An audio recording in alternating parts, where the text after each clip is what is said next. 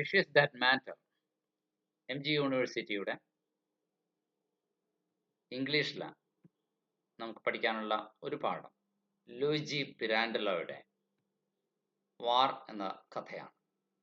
ഓഥറെ കുറിച്ച് നോക്കാം. ആരാണ് ലൂയിജി പിരാൻഡലോ? അദ്ദേഹം ഒരു ഇറ്റാലിയൻ നാടകകൃത്തും നോവലിസ്റ്റുമാണ്. 1867 ജൂൺ 28 ജനിച്ചു. 1936 ഡിസംബർ 10 മരിക്കുകയും ചെയ്തു. He was an Italian dramatist, novelist, poet, and short story writer, and he was awarded the Nobel Prize for Literature in 1934. 1934 ലിറ്ററേച്ചറിനുള്ള Nobel സമ്മാനം അദ്ദേഹം കരസ്ഥമാക്കുകയും ചെയ്തു.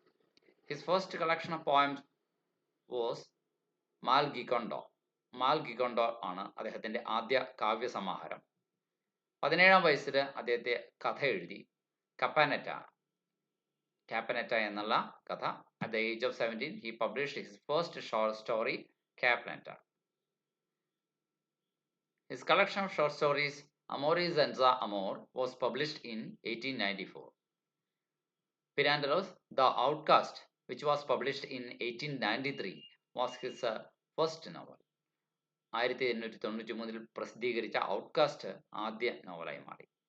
He completed his doctoral thesis from Bonn University. Bonn യൂണിവേഴ്സിറ്റിയിൽ നിന്ന് തൻ്റെ doctoral പ്രബന്ധം അദ്ദേഹം പൂർത്തിയാക്കി. The madness of his wife led to his exploration of madness. അദ്ദേഹത്തിൻ്റെ ഭാര്യയുടെ ചിത്തഭ്രമം, ഭ്രാന്തിനെക്കുറിച്ച് ഉള്ള ഗവേഷണങ്ങളിൽ മുഴുകുവാൻ അദ്ദേഹത്തെ പ്രേരിപ്പിച്ചു. ഇല്യൂഷൻ, അതുപോലെ തന്നെ ഇലൂഷൻ, ഐസൊലേഷൻ, ഇതൊക്കെ അദ്ദേഹത്തിൻ്റെ കൃതികളിൽ കടന്നു വന്നു. In 1929, Pirandello was elected as a member of the newly founded Accademia d'Italia. Accademia d'Italia എന്ന സ്ഥാപനത്തിലെ മെമ്പറായി അദ്ദേഹം 1929 തിരഞ്ഞെടുക്കപ്പെട്ടു.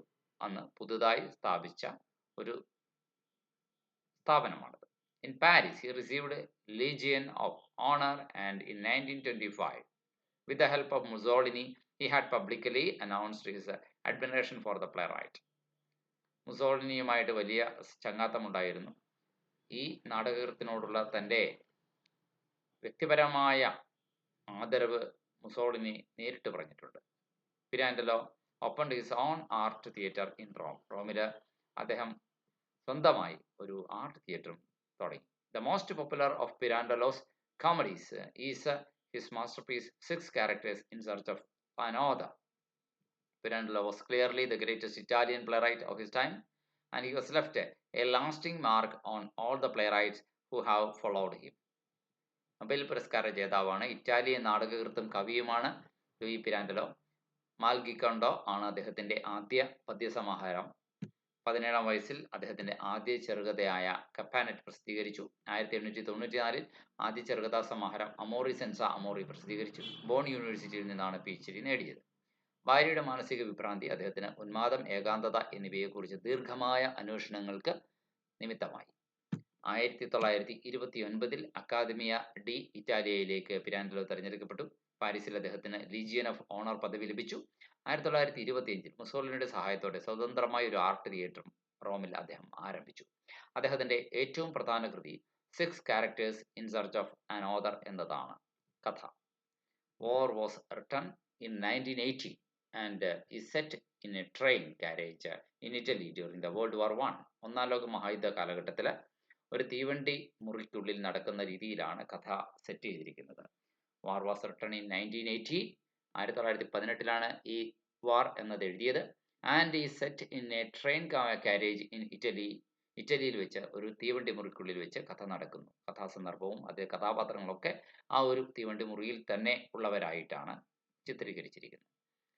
രാജ്യം യുദ്ധത്തിലാണ്. The nation is at war and the passengers can also be seen at war with their own feelings. രാജ്യം യുദ്ധത്തിലാകുമ്പോൾ ഈ തീവണ്ടി മുറിക്കുള്ളിൽ യാത്ര ചെയ്യുന്ന യാത്രക്കാരും അവരുടെ മനസ്സിൽ പലതരത്തിലുള്ള യുദ്ധസംഘർഷങ്ങളാൽ പൂരിതമാണ്. The story attempts to look at the effects of war on the people who were left behind in the home country. അങ്ങനെ ഇറ്റലിയിൽ യുദ്ധമുന്നണിയിൽ പോകാതെ വീട്ടിലകപ്പെട്ടു പോയ വൃദ്ധരായവരും അമ്മമാരും ഒക്കെ സ്ത്രീകളും ഒക്കെ അവരുടെ വ്യഥകളുമായിട്ട് അവരെ എപ്രകാരമാണ് അത് ബാധിച്ചത് യുദ്ധം എന്നത് മനസ്സിലാക്കി തരാനാണ് പിരാൻഡലോ ഇവിടെ ശ്രമിക്കുന്നത്. The story can be seen as a realistic one. ഈ കഥ ശരിക്കും നടന്നതുപോലെ നമുക്ക് തോന്നപ്പെടാം. As it looks like at the lives of ordinary people. കാരണം അത് സാധാരണ ജനങ്ങളുടെ ജീവിതത്തെ ആ യഥാർത്ഥമായ രീതിയിൽ നോക്കിക്കാണുന്നത് പോലെയാണ് അതിൻ്റെ ചിത്രീകരണം നടത്തിയിരിക്കുന്നത്. The people in the story are grieving. ഈ കഥയിലെ ആളുകൾ ദുഃഖിക്കുകയാണ്. At the loss or departure of their sons. അവരുടെ ആൺമക്കൾ ഒന്നല്ലെങ്കിൽ അവർ നഷ്ടപ്പെട്ടു പോയി, അല്ലെങ്കിൽ അവർ യുദ്ധമുന്നണിയിലേക്ക് അവരുടെ വീട് വിട്ടുപോയി. Who have been send to the battle front. അവർ യുദ്ധമുന്നണിയിലേക്ക് അവരെ പറഞ്ഞയച്ചിരിക്കുകയാണ്. 1918 എഴുതിയ കഥയാണ് വാർ. ഒന്നാം ലോക മഹായുദ്ധമാണ് പശ്ചാത്തലം. ഒരു ട്രെയിൻ യാത്രയിലാണ് ഇവിടെ അവതരണം. ജന്മനാട്ടിൽ ജനങ്ങൾക്ക് നേരിടേണ്ടി വന്ന യുദ്ധക്കെടുതികളാണ് കഥ. സാധാരണക്കാരുടെ കഥ വളരെ തന്മയത്വത്തോടെ പിരാൻഡലോ ഇവിടെ അവതരിപ്പിക്കുന്നു. യുദ്ധമുന്നണിയിലേക്ക് പോയ മക്കളുടെ വേർപാടിൽ വിലപിക്കുന്ന മാതാപിതാക്കളാണ് കഥാപാത്രങ്ങൾ. കഥയുടെ പ്ലോട്ട് ഔട്ട്ലൈൻ പറയുകയാണെങ്കിൽ ഇതിൻ്റെ എക്സ്പോസിഷൻ എന്താണെന്നും റൈസിംഗ് ആക്ഷൻ എന്താണെന്നും പറയാം.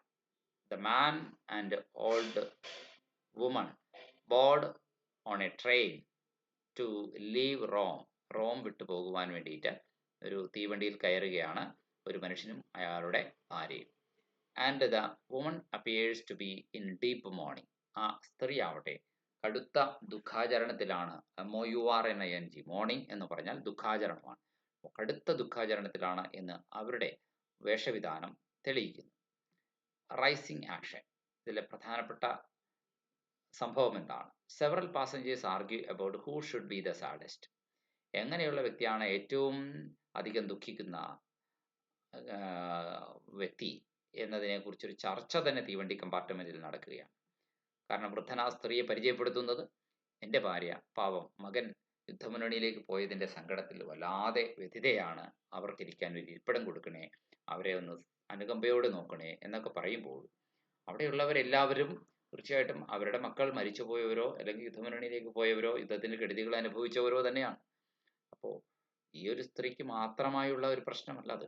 അവർ ഉടനെ തങ്ങളുടെ ഓരോരുത്തരുടെയും സങ്കടങ്ങളുടെ കെട്ടഴിക്കുകയാണ്. അതാണ് ഇവിടുത്തെ റൈസിംഗ് ആക്ഷൻ. വൺ ട്രാവലർ, ഒരു passenger, has a son who was send to the war front on first day. യുദ്ധത്തിന് ഒന്നാം ദിവസം തന്നെ യുദ്ധമുന്നണിയിലേക്ക് പോയതാണ് മകൻ. And has gone back twice. അത് കഴിഞ്ഞിട്ട് പോവുകയും മടങ്ങി വരികയും 2 തവണ പോവുകയും മടങ്ങി വരികയും ചെയ്തു. വേറൊരാൾ പറഞ്ഞു another passenger who has 2 sons. വേറൊരാൾ പറഞ്ഞു എനിക്ക് 2 മക്കളുണ്ട്. And 3 nephews on the front. എൻ്റെ 2 മക്കളും 3 അനന്തരവന്മാരും യുദ്ധമുന്നണിയിൽ തന്നെയാണ് എന്ന് പറഞ്ഞു. The man and the woman have their only son on the front. ഈ മനുഷ്യനും അതുപോലെ തന്നെ ഈ സ്ത്രീയും അവരുടെ യുദ്ധമുന്നണിയിലെ അവരുടെ ഒരേ ഒരു മകന് ആണ് ഉള്ളത്. The man and the woman have their only son in the front. അപ്പോൾ 2 മക്കൾ പോയത് ഒരാൾ. ഇവിടെ ഈ സ്ത്രീയും ഈ വൃദ്ധനും ഒരു മകനേ ഉള്ളൂ, ഒരേ ഒരു മകൻ. ആ ഏക മകനാണ് പോയത്. അതിൻ്റെ സങ്കടമാണ് അവർക്ക് എന്ന് പറയുന്നു. അപ്പോൾ ചർച്ചകൾ നടക്കുന്നുണ്ട്. ഒരു മകൻ പോയാലും 2 മക്കൾ പോയാലും ഒക്കെ ദുഃഖത്തിൻ്റെ കാഠിന്യം ഒന്ന് തന്നെ എന്നൊക്കെ പറഞ്ഞ് അവിടെ ചർച്ചകൾ നടക്കുന്നുണ്ട് ഇവർ തമ്മിൽ. ഇനി ക്രൈസിസ് എന്താണ് ഈ കഥയിൽ? The passengers trying to decide who should be grieving the most. ആരായിരിക്കണം ഏറ്റവും അധികം ദുഃഖിക്കേണ്ട ആൾ എന്നതിനെക്കുറിച്ചാണ് യാത്രക്കാർക്കിടയിൽ ചർച്ച. Or who should be the saddest. ആരായിരിക്കണം ഏറ്റവും അധികം സാഡസ്റ്റ് ആവേണ്ടത്? കഥയുടെ ക്ലൈമാക്സ് എങ്ങനെയാണ്? The fat man stands up and say. ആ തടിച്ച മനുഷ്യൻ എഴുന്നേറ്റ് എന്ന് പറയുന്നു. ഓർ പോയിന്റ്സ് ഔട്ട്, അല്ലെങ്കിൽ ചൂണ്ടിക്കാണിക്കുന്നു, that their sons were born to be happy and love in their country. തങ്ങളുടെ രാജ്യത്തിൽ സന്തോഷവാന്മാരായിരിക്കാനാണ് തങ്ങളുടെ മക്കൾ ജനിക്കുക, ഒപ്പം തന്നെ രാജ്യത്തെ സ്നേഹിക്കാനും. ഓൾസോ ഒപ്പം തന്നെ how the parents belong to their children. മാതാപിതാക്കന്മാർക്ക് എത്ര സ്വന്തമാണോ മക്കൾ, അതുപോലെ രാജ്യത്തിൻ്റെയും കൂടി സ്വന്തമാണ് മക്കൾ. He even says if one dies young and happy. അദ്ദേഹം ഇങ്ങനെ കൂടി പറയുന്നു, ഒരാൾ ചെറുപ്പകാലത്ത് സന്തോഷത്തോടെ മരിക്കുകയാണെങ്കിൽ without having the ugly side of life, ജീവിതത്തിൻ്റെ ദുഃഖദുരിതങ്ങളുടെ വൃത്തികെട്ട മുഖം കാണാതെ അയാൾ മരിക്കുകയാണെങ്കിൽ, what more can we ask for him. അവന് വേണ്ടി ദൈവത്തോട് പിന്നെ എന്താണ് അതിൽ കൂടുതൽ ആവശ്യപ്പെടാനുള്ളത്? അവനല്ലേ ഏറ്റവും സന്തോഷവാൻ. അവന് കിട്ടിയ മരണവും ജീവിതവുമല്ലേ ഏറ്റവും സുന്ദരമായത്. The man words charge every one's feelings to stop crying. ഈ മനുഷ്യൻ്റെ വാക്കുകളിലൂടെ എല്ലാവരുടെയും വികാരങ്ങളെ നിർത്തുന്നു, എല്ലാവരുടെയും സങ്കടം അവസാനിപ്പിക്കുന്നു. And just to be happy for their sons, മക്കൾക്ക് വേണ്ടി സന്തോഷത്തോടെ ഇരിക്കുക, അതാണ് വേണ്ടത് എന്ന ചിന്തയിലേക്ക് എല്ലാവരും എത്തുന്നു.